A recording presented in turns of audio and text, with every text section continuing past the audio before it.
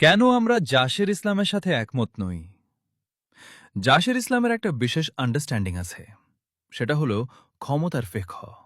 তাদের মজহাব হল ক্ষমতার মজহাব, মাসলাকে গণতন্ত্র।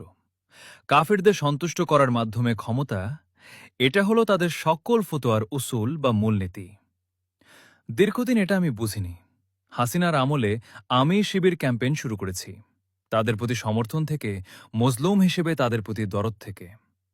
কওমি আলেমদের মোটামুটি দোষারোপ করতাম, কেন তারা জাসির বিরুদ্ধে এত কথা বলে, কোনো তারা একটা ইসলামী ঐক্য করে না। এখন টের পাচ্ছি, হাসিনা পলানোর পর তারা স্বরূপে আবির্ভূত হয়েছে। জাসির ক্ষমতার ফিকহ বুঝতে স্রেফ একটা ঘটনা বোঝাই যথেষ্ট। আমির বিদেশি কূটনীতিকদের পেছন থেকে জড়িয়ে ধরছে এমন অস্বস্তিকর ভিডিও ভাইরাল হল।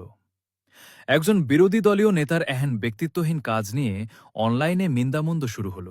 এর জবাবে আমির বলল, এটা সুন্নাহ। নবীজি সাল্লাল্লাহ আলাইহি ওয়াসাল্লাম ভরা বাজারে এক সাহাবীকে পেছন থেকে জড়িয়ে সজোরে বলেছিলেন, ভালো, এই গোলামটাকেও কিনবেন? তিনি নবীজির সকল সুন্নাতকে ভালোবাসেন, ভবিষ্যতে উৎসাহ পেলে আরও করবেন এই কাজ, এমন জোরালো প্রত্যয় ব্যক্ত করলেন। এই ঘটনা থেকে তাদের ক্ষমতা মজহাব ও গণতান্ত্রিক মাসলাক বুঝতে পারবেন। নবীজি যে কাজটা করেছেন, এটা নিতান্ত ব্যক্তিগত সম্পর্ক থেকে একজন সাহাবীর সাথে। নবীজি কোনো কাফিরকে এভাবে জড়িয়ে ধরে আন্তরিকতা দেখিয়েছেন, এটা নবীজি থেকে নয়, কোনো সাহাবী থেকেও দেখানো যাবে না।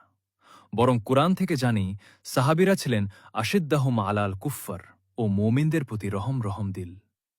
তিনি কাফেরের সাথে সুসম্পর্ক করবেন ক্ষমতার স্বার্থে, গণতন্ত্রের স্বার্থে। কাফেরের মন জয় করবেন, কিন্তু দোহাই দিবেন নবীজির, সুন্নাতের, ইসলামের।